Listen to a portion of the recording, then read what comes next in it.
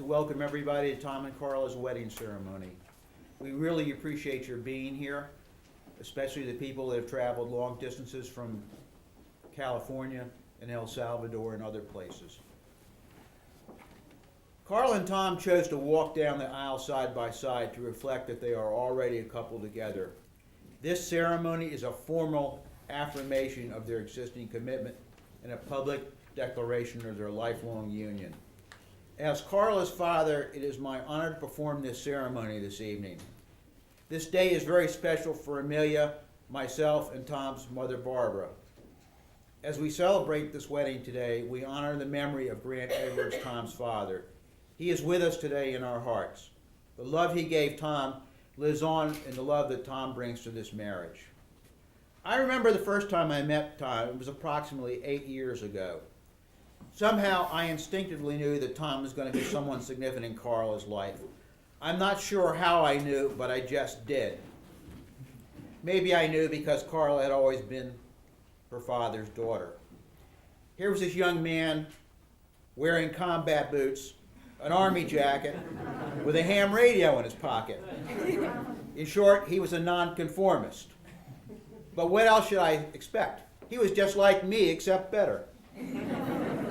Carla has also been a bit of a nonconformist. In the 6th grade, her teacher called me and said that Carla was barking like a dog and that she probably wanted to join the canine world. And I said, "Don't worry, she's had all her shots." It seemed obvious to me early on that Tom and Carla had a great deal in common.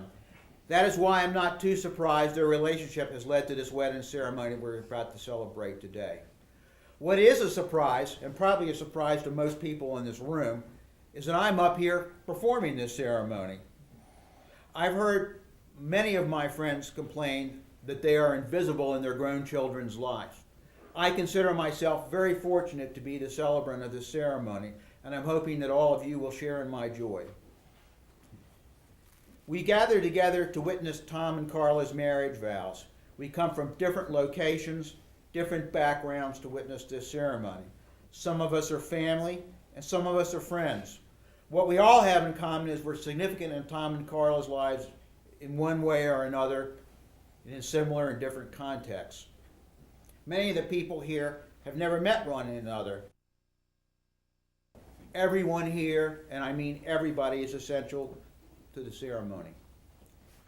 When two people openly and sincerely declare their affection for each other, they are affirming the precious truth that love is the foundation of all life, between two people, between two friends, and between all of humanity. I would like to read something short by George Eliot. What greater thing is there for two human souls than to feel that they are joined for life, to strengthen each other in all sorrow, to administer to each other in all pain, and to be with each other in the silent, unspeakable memories of last parting.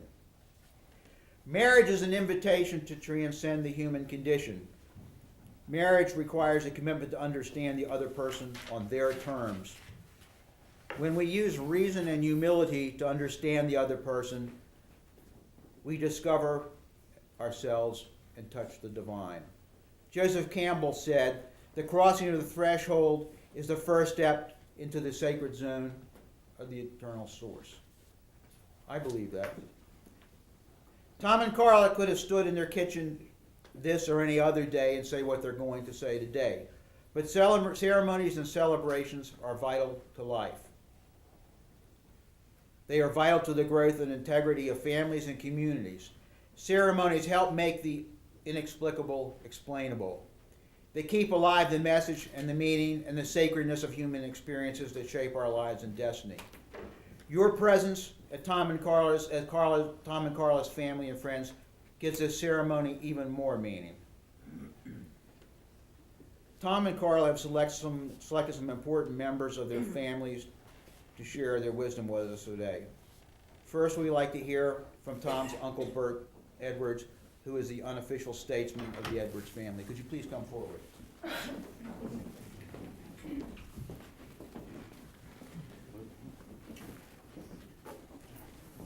So we was sort of an unexpected honor being the statesman, because as some in my family know, I just left the State Department, but I did not regard myself as a statesman or a diplomat in the financial job that I had. I just am so happy to be here this evening representing the Edwards family. I am, I think, the senior surviving male in that family, and I just am awed by the outstanding gown that Carla has and the handsome husband that she soon will leave here this evening with. It's quite an impressive scene. Tom's father and my brother Grant would have been thrilled to be here tonight, and I'm confident that somehow, as Reverend Cole has already mentioned, that he's overlooking this joyous occasion and event with great pride. Tom certainly has his father's wide range of interests. Just to mention a few: applied science, technology, enthusiasm for what he does, and importantly, dedication. And I think this will go through their entire marriage together. I welcome Carla and the entire Cole family in joining the Edwards clan. Carla joins the many wonderful and accomplished women who have preceded her in joining the clan, starting with my mother and Tom's grandmother, Jenny Anna, Tom's mother, Barbara, my brother Guy's wife, Jerry, my nephew Tony's wife, Rachel, and of course my wife, Sue.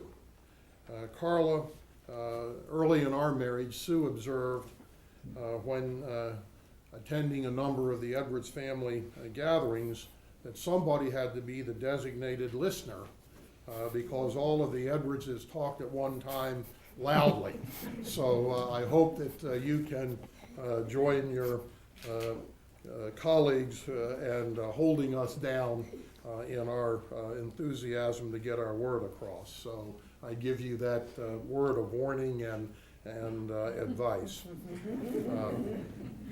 Sue and I, Jerry and Guy, your Aunt Betsy, and her three children, Tony, Rachel, Kara, and gosh, I've lost track. Andy. Rachel, Kara, and Andy,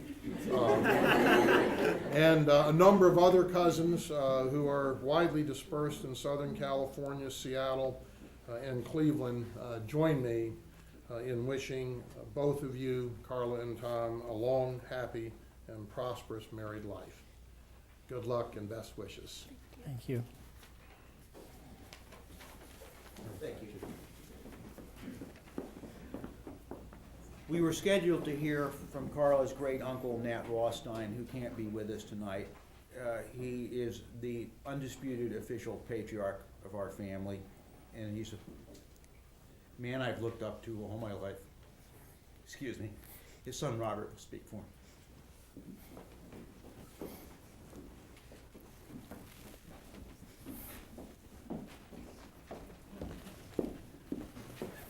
As my cousin, as my cousin has indicated, I am the #1 son of the #1 patriarch.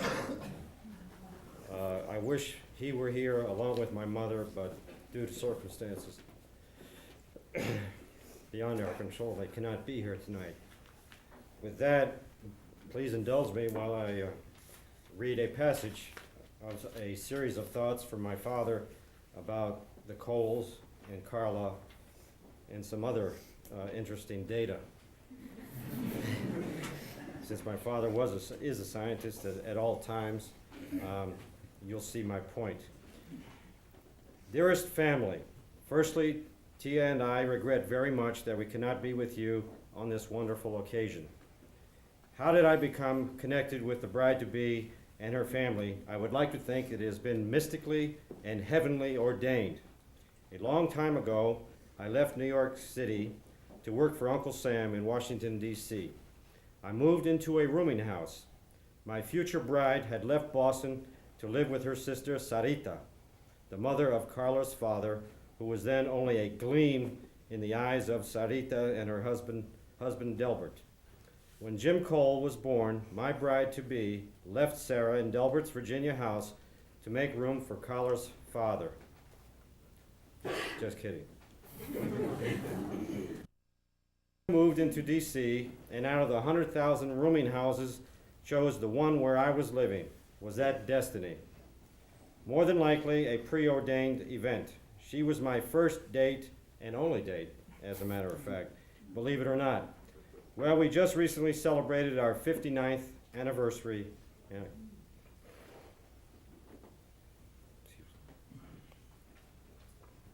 And I'm still on probation. As a result of becoming Jim Cole's TO, I had the opportunity of seeing his diapers being changed and holding a squirming blonde tyke, and I later had the opportunity to experience the same wonderful moments with Carla in August and September of 1974. Again, was it destiny? Tia and I had decided to return from Saigon, South Vietnam, where we had been from 1971 to 1973. Then finally, another stroke of destiny. An invitation from San Salvador in 1973, where we were treated royally by the Vasquez and the Padilla families with whom we fell in love. We are so sorry to miss seeing them at this wedding. I left for West Africa shortly after Carla's birth and returned in 1976 in time for Karen's birth. Was this destiny? We had the same chance to hold another diapered infant, and being home gave me the privilege of taking Sarita to her chemotherapy treatments in 1978. We were there to see her off to her destiny and eternal peace. May she rest in peace. Now, Carla and Tom, your Tio and Tia, Ann and Nat, wish you a most wonderful life together, at least as long as ours has been. And for you, Tom, this is for you from my father, the patriarch. A woman of valor, remember this. A woman of valor, who can find? Her price is far above rubies. The heart of her husband trusts in her, and he shall have no lack of gain. She does him good and not evil, and all the days of her life. Again, our sorrowful regrets for not being able to share with you in this earth-shaking union of two wonderful people by a most lovable father and nephew. Love, Tio Nat and Tia Anna. Thank you very much. Thanks.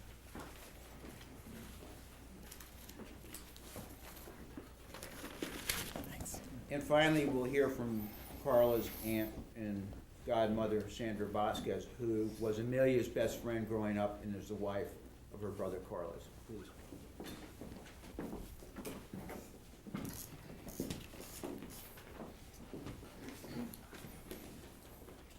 Also, I come from El Salvador, so I have to be here. I told Carla I have to be here.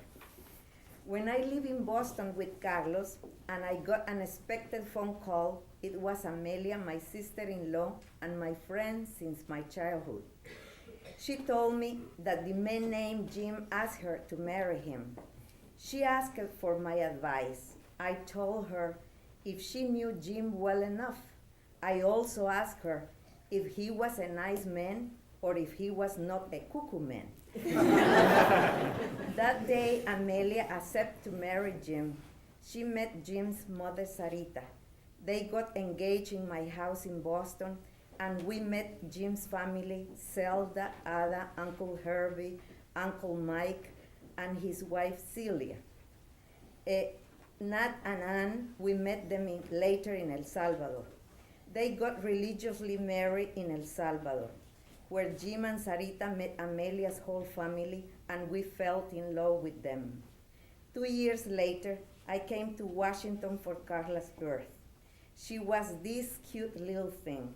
Since the first time I saw you, there was a certain chemistry between us.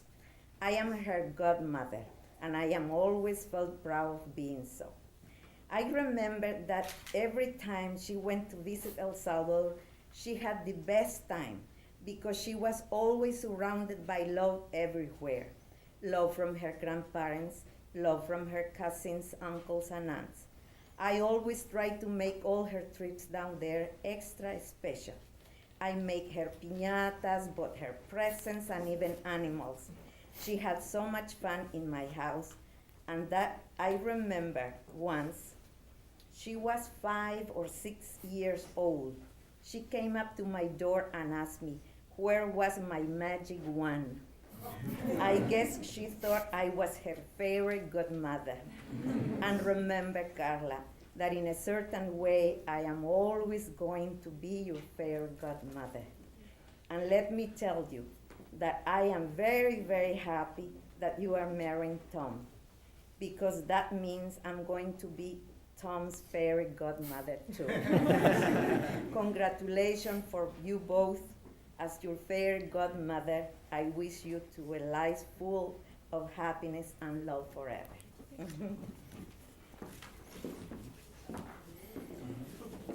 I'd like to thank all the speakers for their kind words.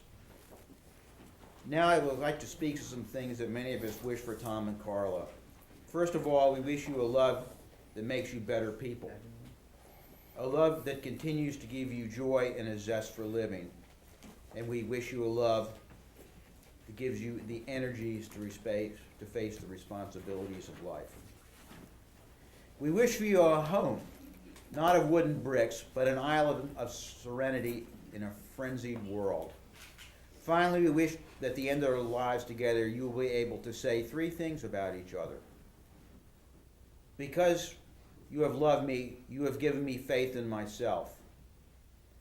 Because I have seen good in you, I receive faith in humanity.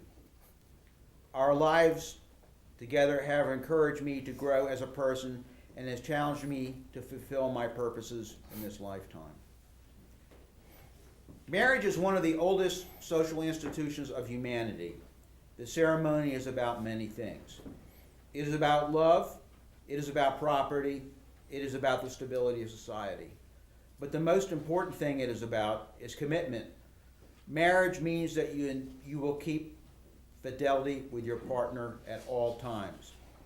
In good times, in bad times, in health, in sickness, when you're in a bad mood, when you're in a good mood, when you feel you're in love, when you feel you're in contempt. It's a lifetime commitment that's meant just to be that. Amelia, my wife, and I are very different in many ways. Probably if you asked a marriage expert when we got married if the marriage would have lasted, the probable answer would have been no. We come from different cultures. We are of different socioeconomic backgrounds.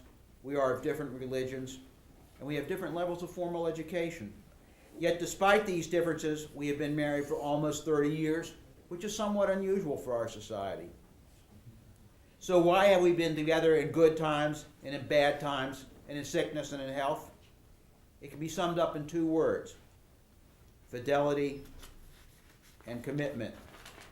These things are more important than anything else. Fidelity and commitment allow love to thrive and grow through the years. It is easy to love in good times, but only with commitment can you love in bad times as well. And that makes all the difference.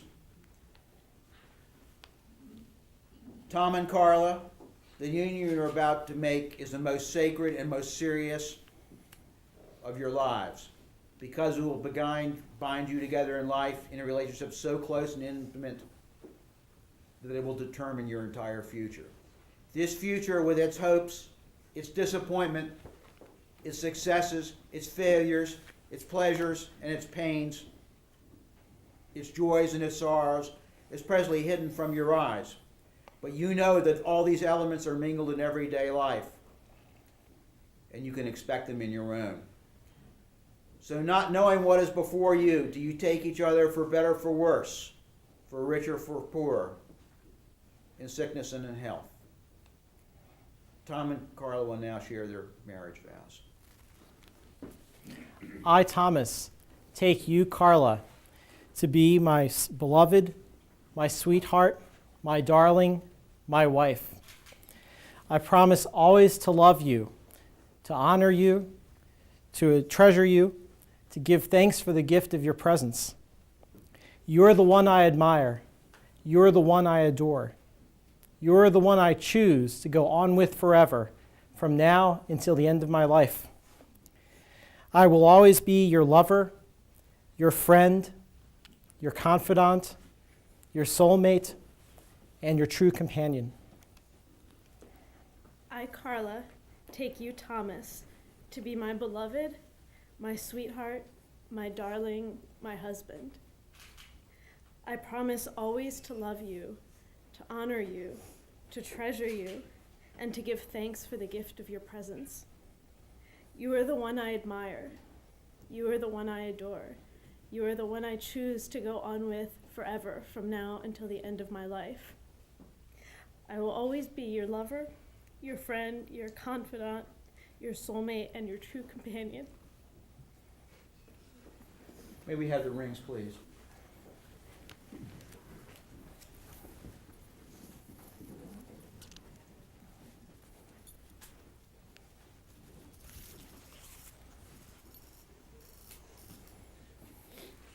The circle is a symbol of the sun, the earth, and the universe. It is a symbol of perfection that has no beginning and no end.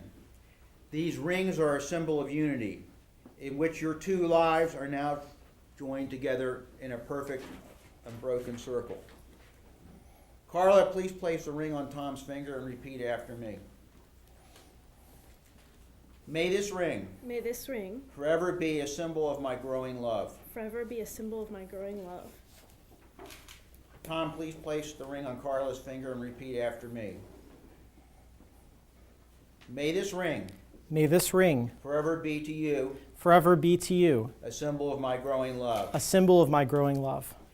As Tom and Carla have vowed their love and commitment in our presence, by the power vested in me, I now pronounce you husband and wife. You may kiss.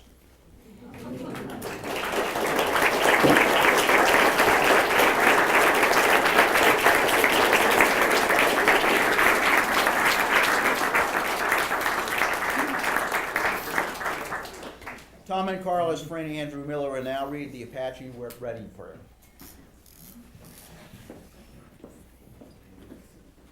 Carla, Tom, now you will feel no rain, for each of you will be shelter for the other. Now you will feel no cold, for each of you will be warmth for the other. Now you will know no loneliness.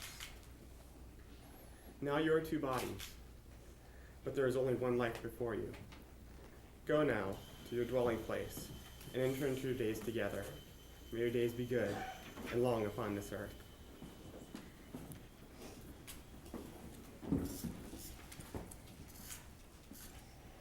Tom and Carla, may your love go stronger and deeper with each passing year.